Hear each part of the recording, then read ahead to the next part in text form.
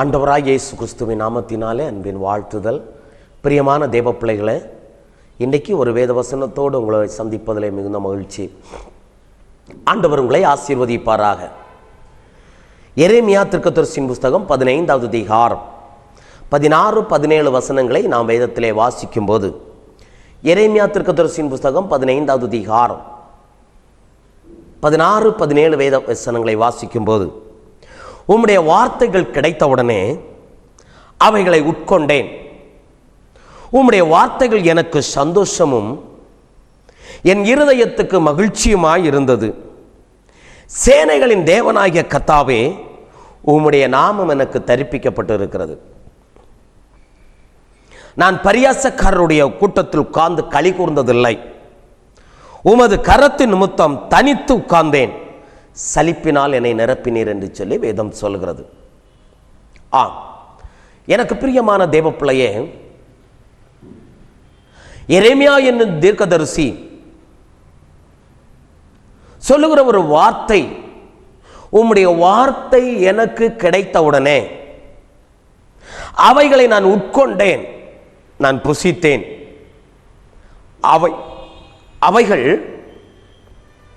என்னுடைய வாழ்க்கையில் சந்தோஷத்தையும் இருதயத்துக்கு மகிழ்ச்சியையும் கொண்டு வந்தது என்று சொல்லி எழுதப்பட்டிருக்கிறது. அருமையானவர்களே, இந்த வேத வசனத்தை நாம் சற்று தியானிக்கும் போது இதனுடைய பின்னணியத்தை கொஞ்சம் நாம் தியானிக்க வேண்டிய கண்டிப்பான நிர்பந்தத்துக்குள்ளாய் கடந்து போகிறோம். ஏன் இந்த வார்த்தையை எரேமியா சொன்னார்?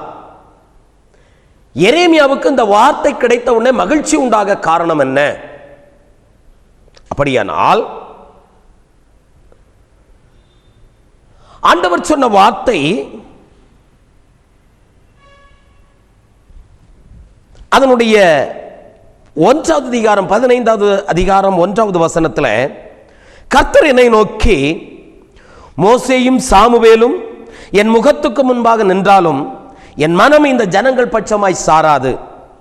இவர்கள் என் முகத்தை விட்டு புறப்பட்டு போகும்படி இவர்களை துரத்தி விடு என்று சொல்லுகிறார்.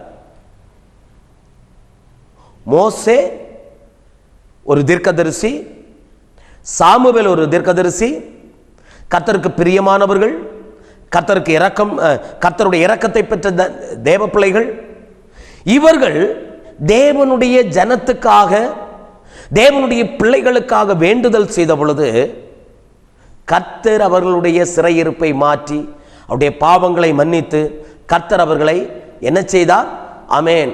மீண்டும் அவர்களுடைய பாவங்களை நினையாதபடி அவர்களை வழி நடத்தினார் என்று சொல்லி வேதத்திலே வாசிக்கிறோம். அவர்கள் செய்த பாவத்தின் தோஷம் என்ன?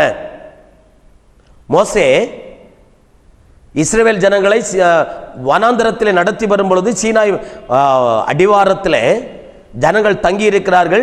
40 நாட்களாய் மோசே தேவனுடைய சமூகத்தில் இருந்து கர்த்தருடைய காரியத்தை கேட்டு பெற்றுக் கொண்டிருக்கிறார். கர்த்தர் அவருக்கு அநேக காரியங்களை கற்றுக் கொடுத்து கொண்டிருக்கிறார். ஜனங்கள் எங்களை நடத்தி வந்த மோசேக்கு என்னானதோ என்று சொன்ன பொழுது ஆரோனிடத்திலே சொல்லுகிறார்கள், எங்களை நடத்தி கொண்டு போகிறதற்கு ஒரு தெய்வத்தை உண்டாக்கும் என்று சொல்லி எல்லா பொன்னகைகளையும் உருப்படிகளையும் கொண்டு வாருங்கள் என்று சொன்ன பொழுது இஸ்ரவேல் ஜனங்கள் எல்லா உருப்படிகளையும் கொண்டு கொடுத்தார்கள். அவன் அதை தீயிலே போட்டு ஒரு கன்றுக்குட்டியை உருவாக்கி அதை எடுத்து வைத்துவிட்டு, உங்களை நடத்தி வந்த தேவன் இதுதான் என்று சொல்லி அதற்கு ஒரு பலிபீடத்தையும் கட்டி அதற்கு ஒரு பண்டிகையும் கொண்டாட ஆரம்பித்து விட்டார்கள். கர்த்தர் சொன்னார், நீ நடத்தி வந்த ஜனங்கள் கன்றுக்குட்டியை உருவாக்கி சோரம் போனார்கள், நீ இறங்கி போ என்று சொன்னார். பிரியமான தேவ பிள்ளையே, இறங்கி வந்து இந்த வேதனையை பார்த்த மோசையினாலே சகிக்க முடியாதபடி தன்னிடத்தில் கொடுக்கப்பட்ட கற்பலகைகளை உடைத்து போட்டு அந்த கன்றுக்குட்டியை கரைத்து அவர்களை குடிக்க வைத்தான். தேவனாகிய கர்த்தர் சொன்னார், நீ என்னை விட்டு விடு, இந்த ஜனங்கள் எல்லாவரையும் அழித்து விட்டு உன்னை பெரிய ஜாதியாக்குவேன் என்று சொல்லி. ஆனால் நடந்தது என்ன? மோசே சொல்லுகிறார், வேண்டாம் ஆண்டவரே, வேண்டாம், உம்முடைய பகைஞர்கள் இதை கேட்டு அவர்கள் சிரிப்பார்கள், அவர்கள் பலவிதமான தூஷணமான வார்த்தைகளை பேசுவார்கள். ஒன்று செய்யும், இந்த ஜனங்களுக்கு பதிலாக ஜீவ புஸ்தகத்திலே எழுதப்பட்ட என்னுடைய பெயரை கிறுக்கி போடும் என்று சொல்லுகிறார். ஆனால் வேதத்திலே வாசிக்கிறோம், பிரியமான தேவ பிள்ளையே, கர்த்தர் அது எதுவுமே செய்யாதபடி மோசேயினுடைய வார்த்தைக்கு மனமிறங்கினார் என்று வேதத்திலே வாசிக்கிறோம்.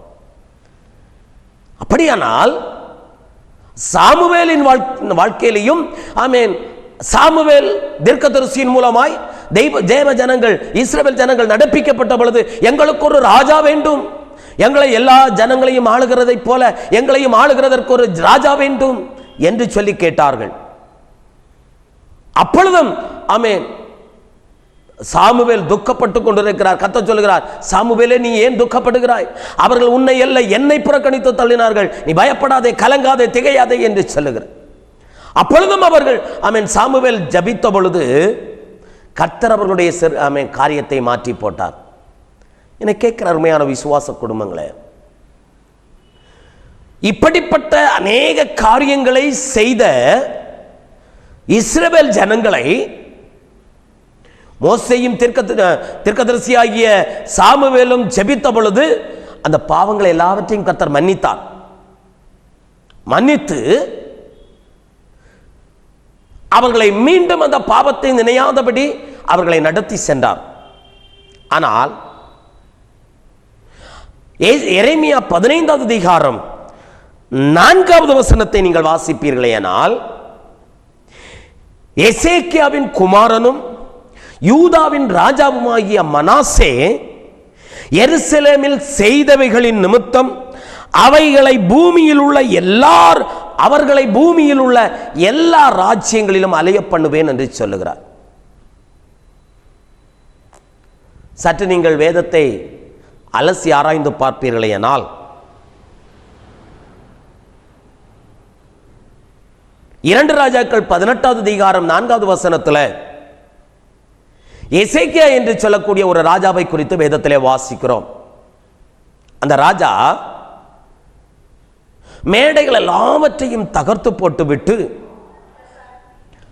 அந்த மோசே செய்து வைத்த வெண்கல சர்ப்பத்தையும் உடைத்து போட்டு எல்லா தேவனுடைய பிள்ளைகளையும் கர்த்தருக்கு நேராக திருப்பினான் என்று சொல்லி வேதத்திலே வாசிக்கிறோம். அவனுடைய ஜீவித நாட்கள் முடிந்து போன பொழுது கர்த்தர் சொன்னார், எசேக்கியாவிடத்தில் போய் நீ சொல்லு, என்ன சொல்லு, உன்னுடைய நாட்கள் முடிந்து போயிட்டு உன் வீட்டு காரியத்தை ஒழுங்குபடுத்து என்று சொன்னார். தீர்க்கதரிசி அப்படியே போய் சொல்லுகிறார்.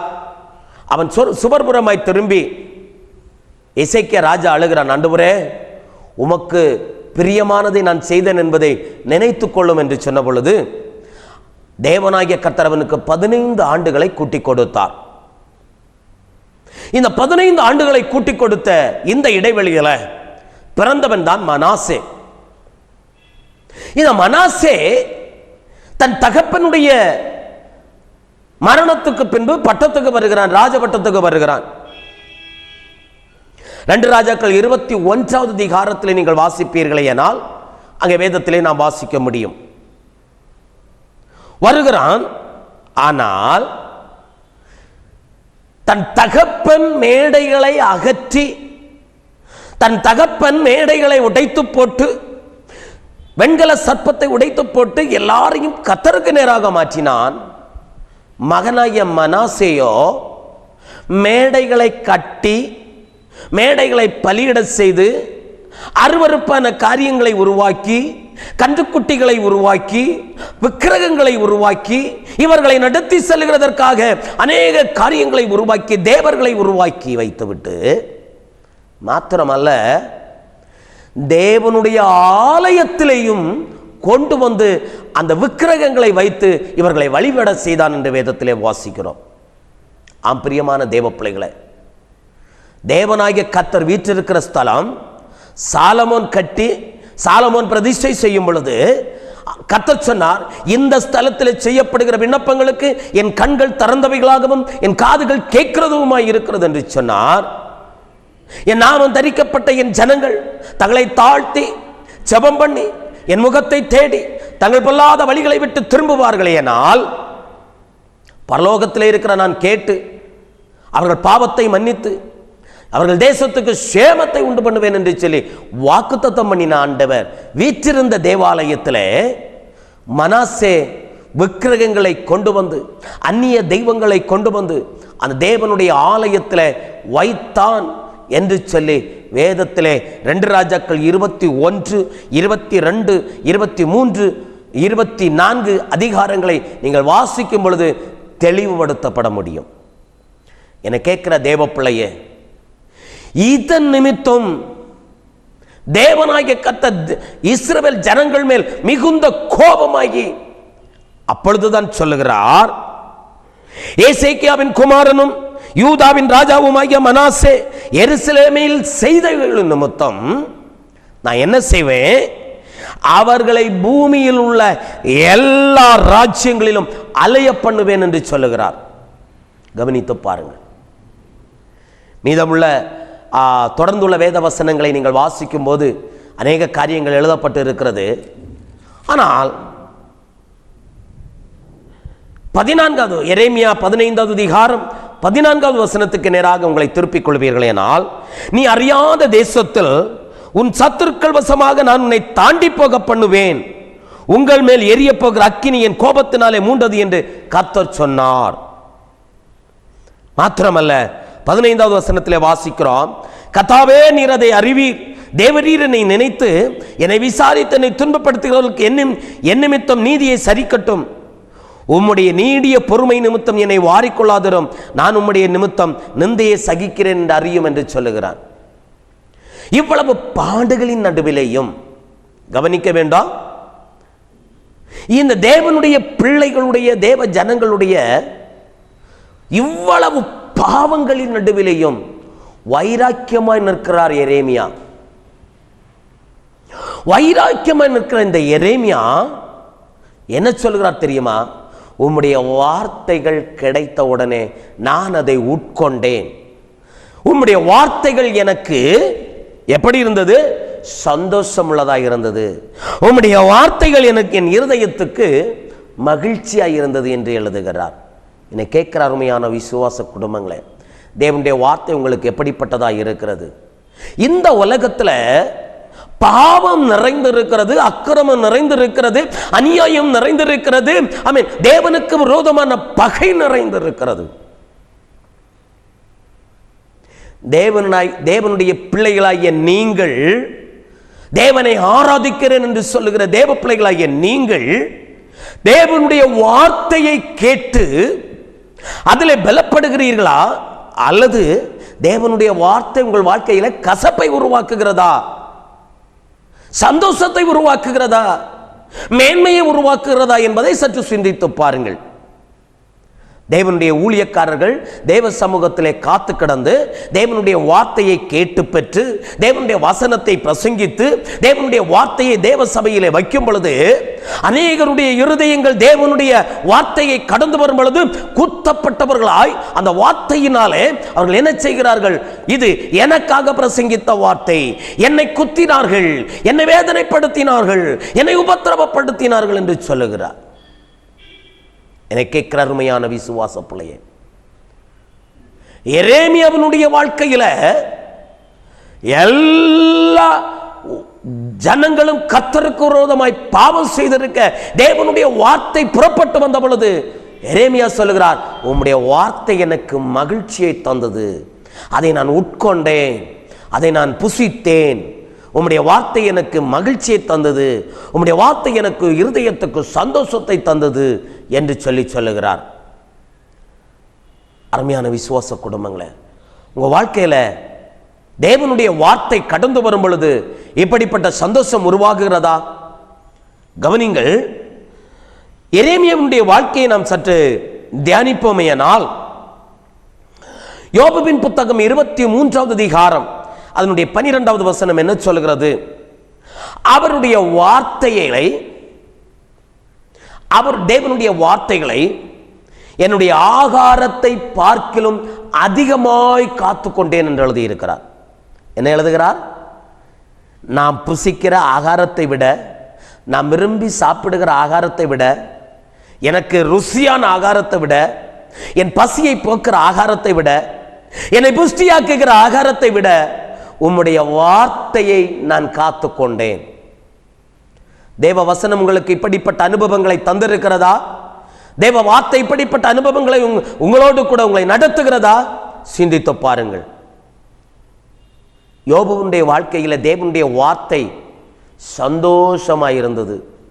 ஆகாரத்தை பார்க்கலாம், தன்னுடைய வாழ்க்கையின் ஆகாரத்தை பார்க்கலாம், தன்னுடைய சரீரத்தினுடைய ஆகாரத்தை பார்க்கலாம், அது அவருடைய வாழ்க்கையில மனமகிழ்ச்சியை கொண்டு வந்தது. தேவ பிள்ளையே, ஆமென்.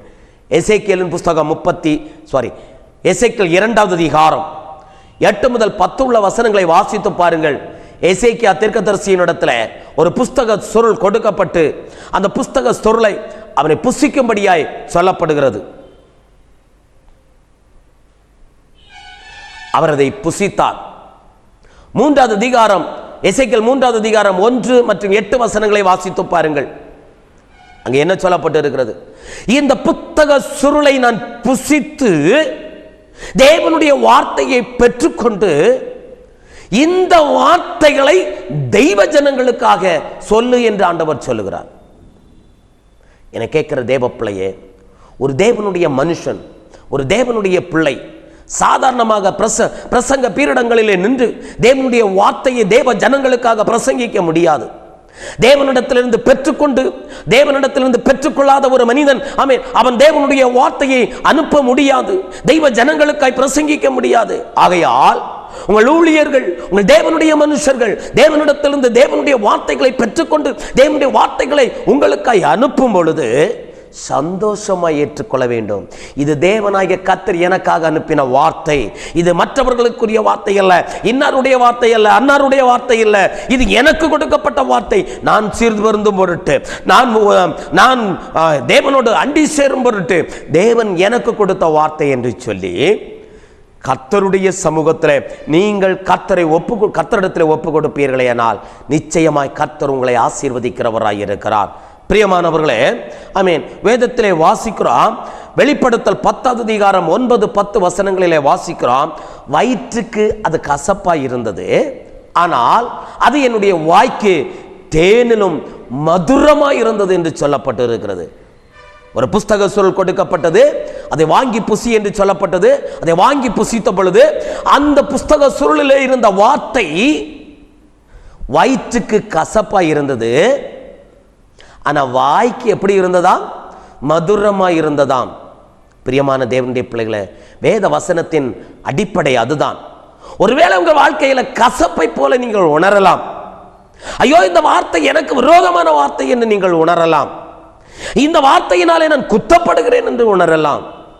நோ, இந்த வார்த்தையை நீங்கள் சந்தோஷமாய் ஏற்றுக்கொள்ளும் பொழுது, இந்த வார்த்தையை நீங்கள் ஆமென் சந்தோஷமும் மனமகிழ்ச்சியுமாய் ஏற்றுக்கொள்ளும் பொழுது உங்கள் வாழ்க்கையில் அது மதுரமாய் மாறும். யோபுவின் புத்தகம் 15வது அதிகாரம் 11வது வசனம் சொல்லுகிறது, இந்த வேத வாக்கியங்களினாலே தேவனுடைய ஆறுதல் என்னிலே பலுகி பெருகிற்று என்று சொல்லப்பட்டு இருக்கிறது. நீங்கள் ஆறுதலை பெற்றுக்கொள்ள வேண்டுமானால், சமாதானத்தை பெற்றுக்கொள்ள வேண்டுமானால், சந்தோஷத்தை பெற்றுக்கொள்ள வேண்டுமானால், அருமையான விசுவாச குடும்பங்களே, நீங்கள் கர்த்தருக்காக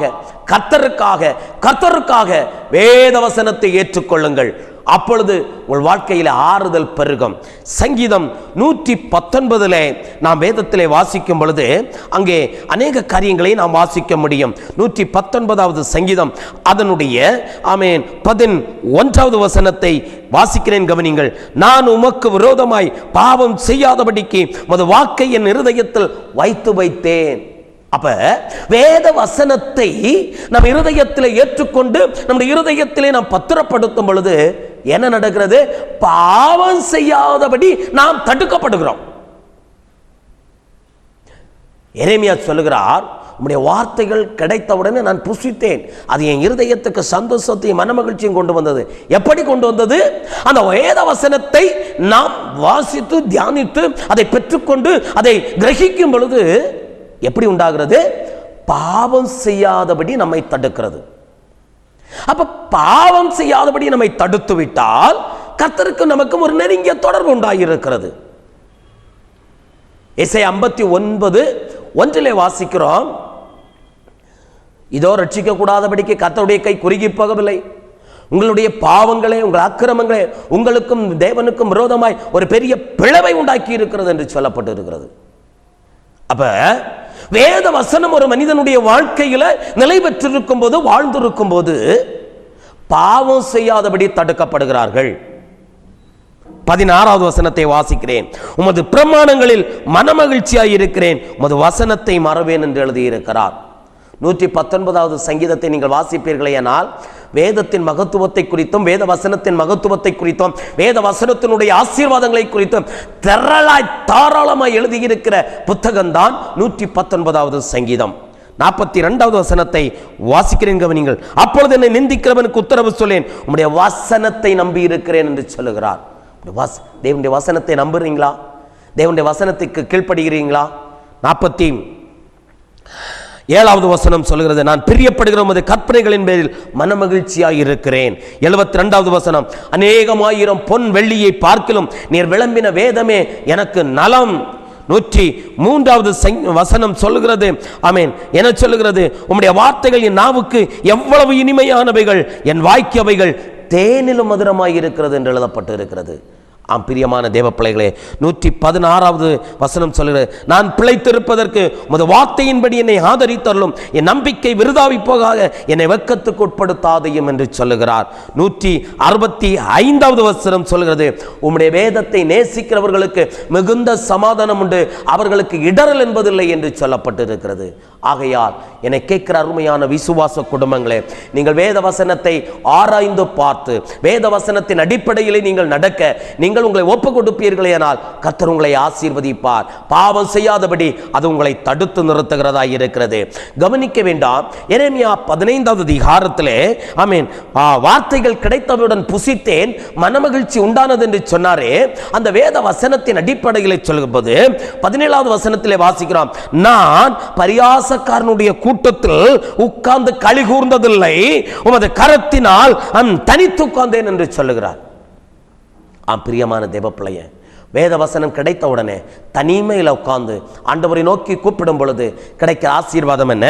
20-21 வசனங்களை வாசிக்கும் போது, உன்னை இந்த ஜனத்துக்கு எதிரான அரணான வெண்கல அலங்கமாக்குவேன், அவர்கள் உனக்கு விரோதமாய் புறப்பட்டு வருவார்கள், யுத்தம் செய்வார்கள், ஆனாலும் உன்னை மேற்கொள்ள மாட்டார்கள்.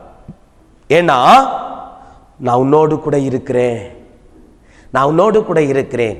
பிரியமான தேவ பிள்ளையே, நீ தேவ வசனத்தை ஏற்றுக்கொள்ளும் பொழுது தேவனாகிய கர்த்தர் உங்களோடு கூட இருக்கிறார். எந்த பொல்லாங்கும் உன்னை தொடாது, எந்த பொல்லாங்கும் உன்னை நேரிடாது. ஒருவேளை வந்தாலும் அவைகள் உன்னை மேற்கொள்ள முடியாது. கர்த்தர் உன்னோடு கூட இருக்கிறபடியினால கர்த்தர் உனக்காய் யுத்தம் செய்து ஜெய கிறிஸ்து உனக்காய் ஜெயம் எடுக்கிறவராய் இருக்கிறார். ஆகையால் வேதவசனத்தை தியானிங்கள், வேதவசனத்துக்கு கீழ்ப்படியுங்கள், அவருடைய வார்த்தையை நம்புங்கள், இருதயத்துக்கு சந்தோஷமும் மனமகிழ்ச்சியும் உண்டாகும். பாவம் செய்யாதபடி இந்த வேதவசனம் தடுக்கும், சத்துருவின் கையிலிருந்தும் உங்களை விடுதலையாக்கும். கண்களை மூடி ஜெபிப்போமா. எங்களை நேசிக்கிற நல்ல பிதாவே, அருமையான நல்ல வேலைக்காக நன்றியோடு துதிக்கிறேன். அருமையான அந்த ஒரே வேத வசனத்தை நாங்கள் தியானிக்கும்படியாய் கிருபை தந்தீரையா. உம்முடைய வேத வசனம் எங்களுடைய ஆமென் கால்களுக்கு தீபமாய் இருக்கிறது, எங்கள் இருதயத்துக்கு சந்தோஷத்தை உண்டாக்குகிறதாய் இருக்கிறது, எங்களுடைய வயிற்றுக்கு அது கசப்பாய் இருந்தாலும் ஜீவிதத்தில் மேன்மை உண்டாகத்தக்கதாய் ஒரு பெரிய வெளிச்சத்தை உண்டாக்குகிறதாய் இருக்கிறது. ஆமென். சங்கீதம் சொல்லுகிறது, ஆமென், கர்த்தருடைய வேதத்தை நேசிக்கிறவர்களுக்கு மிகுந்த சமாதானம் உண்டு, அவர்களுக்கு இடரல் என்பது இல்லை என்று சொல்லி, அப்படிப்பட்ட ஒரு ஆமென் ஆசீர்வாதங்கள், அப்படிப்பட்ட ஒரு நன்மைகள், சத்துருவின் கையிலிருந்து ஒரு விடுதலையை அருமையான தேவ பிள்ளைகள் பெற்றுக்கொள்ள ஆண்டவரும் இரட்சகருமாகிய கர்த்தர்களுக்கு மனமிறங்க வேண்டும் என்று உம்முடைய திருப்பாதத்திலே தருகிறேன். ஆசீர்வதிங்க இயேசுவின் நாமத்தில் பிதாவே, ஆமென். பிரியமானவர்களே, வேத வசனத்தை வாசியுங்கள், அந்த வேத வசனத்தில் நிலைத்திருங்கள். அந்த வேத வசனம் உங்கள் வாழ்க்கையில் பெரிய மாற்றங்களை உண்டாக்கும். கர்த்தர் தாமே உங்களை ஆசீர்வதிப்பாராக. ஆமென்.